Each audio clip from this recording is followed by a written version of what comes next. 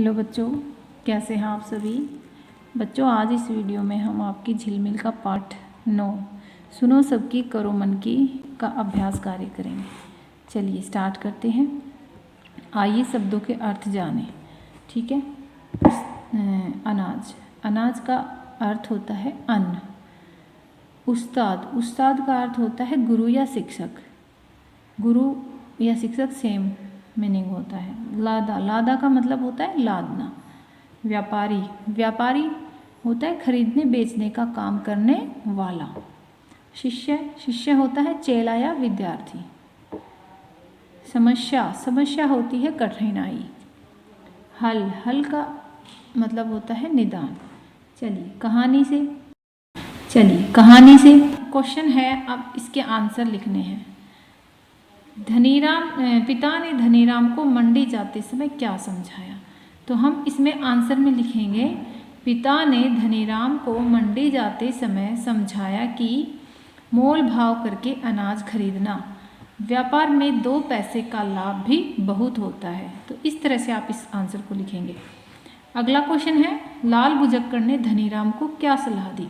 तो इसमें हम आंसर में लिखेंगे, लाल बुझक्कड़ ने धनीराम को सलाह दी कि गेहूं के बराबर वजन के पत्थर दूसरे बोरे में भरकर दूसरी तरफ लटका दो। ठीक है। धनीराम पैदल क्यों चलने लगा। हमारा अगला क्वेश्चन है, धनीराम पैदल क्यों चलने लगा।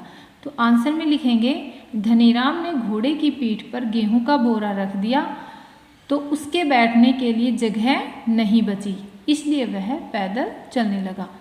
अगला क्वेश्चन है, धनीराम बुझक्कड़ के शिष्यों से लड़ने को तैयार क्यों हो गया।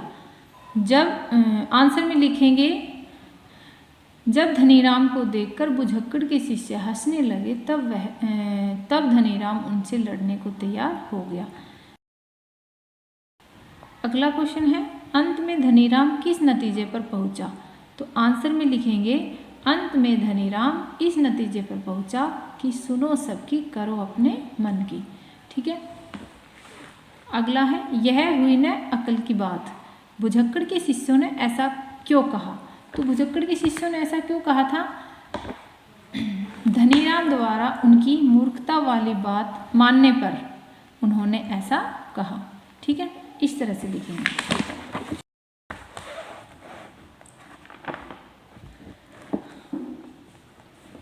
आपकी बात, आगे देखिए, धनीराम ने अनाज खरीदने के बाद बाजार की सैर की। सैर का मतलब होता है, सैर का मतलब क्या होता है, घूमना। तो वो बाजार में घूमा। आप भी कभी अपने नज़दीक के बाजार में गए होंगे तो बताएं किस दिन गए। जिस दिन गए, आप किस दिन जाते हो, आप तो रविवार को जाते होंगे, है ना। रविवार को आपकी छुट्टी होती है। किसके साथ गए, माँ के साथ या पापा के साथ। तो पापा के साथ। क्या साथ लेकर गए, कुछ लेके गए होंगे। 2 थैले तथा रुपए, है ना, क्योंकि इसके बिना तो कुछ आएगा नहीं। क्या क्या देखा, तो आपने वहाँ पे क्या क्या देखा, क्या क्या देखा, राशन, सब्जी, फल, वस्त्र, खिलौने, इस तरह से लिखेंगे। क्या क्या पसंद आया, तो आपको क्या पसंद आया वो इसमें लिखेंगे, सब्जी, दाल व खिलौने। ठीक है। क्या क्या खरीदा, दाल खरीदी और सब्जी खरीदी। उसके बाद क्या लाना भूल गए, खिलौने, खिलौने तो खरीदे ही नहीं। ठीक है, इस तरह से लिखेंगे। पाठ से आगे, सुखराम ने अपने बेटे धनीराम को अनाज लेने मंडी भेजा। कहाँ पे भेजा, मंडी। यदि आपको भी नीचे दिए गए काम करने को कहा जाए तो आप कहाँ जाएंगे। तो पत्थर डालने के लिए कहाँ पे जाएंगे, पत्थर डालने के लिए तो आपको पता होगा डाकघर जाएंगे। दवाई लाने के लिए, दवाई तो दवाई की दुकान पर मिलेगी।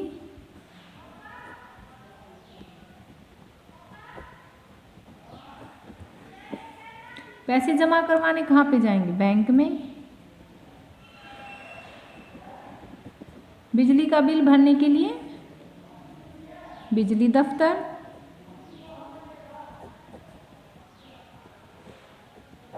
ठीक है। राशन लाने के लिए राशन की दुकान पर।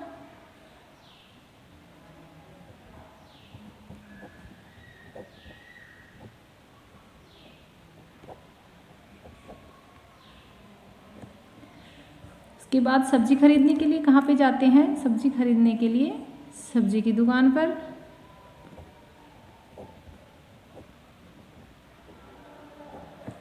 पढ़ने के लिए सभी को पता होगा, स्कूल जाते हैं। खेलने के लिए कहाँ पे जाते हैं? मैदान में।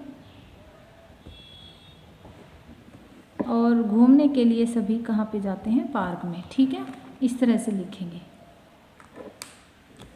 चलिए आगे देखते हैं। भाषा की बात। भाषा की बात। धीरे धीरे दोपहर हो गई। इस वाक्य में दो पहरों का समूह के लिए दोपहर शब्द का प्रयोग किया गया है। ठीक है, दो पहरों का समूह यानी कि दो पहर। देखो अब ये लाइन है हमारी दो पहरों का समूह। इसके लिए हमने सिर्फ इस शब्द का प्रयोग किया है। किसका? दोपहर का। तो इस दोपहर से ही इस पूरी लाइन का अर्थ हमें पता चल गया। तो ये होते हैं वाक्यांश के लिए एक शब्द, यानी वाक्य के अंशों के लिए एक शब्द का प्रयोग करते हैं। कैसे करते हैं? ठीक है, तो इस एक शब्द से ही हमें पूरी लाइन का अर्थ पता चल गया। इसी तरह नीचे दिए गए कुछ वाक्य हैं, जैसे त्रिभुज है, चौमासा है, दशक है, पंचवटी है, सप्ताह है, नवरात्र है। इनको हम नीचे वाली इनमें खाली स्थानों में भरेंगे कि ठीक जगह पे जो जहाँ पे सही आएगा उसको। जैसे चार राहों का समूह, चौराहा क्या होता है? चौराहा। हमें पता चल गया चौराहा क्या होता है? चार राहों का समूह। इसमें चार और राह, चौ का मतलब चार होता है, राह मतलब राह होती है। तो इसमें हमें पता चल रहा है कि ये क्या है? 10 वर्षों का समूह, 10 वर्षों का समूह होता है दशक। ठीक है, तो इस तरह से हमने इसका ये आंसर लिखा। 4 मासों का समूह, 4 मास यानी चौमासा। ठीक है, चौमासा, ये हमारा आंसर इसमें आएगा चौमासा। ठीक है, ठीक इसी तरह वट वृक्षों का समूह, पंचवट वृक्ष। तो पंचवटी होता है पंचवट वृक्षों का समूह। ठीक है, वट का मतलब वृक्ष, वट और वृक्ष एक ही होते हैं। 7 दिनों का समूह, 7 दिनों का समूह सभी को पता होगा, सप्ताह। ठीक है, 3 भुजाओं का समूह, 3 भुजाओं का समूह भी सभी को पता होगा, त्रिभुज होती है। 9 रातों का समूह, नवरात्र। ठीक है, ठीक इसी तरह आपको ये लिखना है। ठीक है, आज की वीडियो में इतना ही।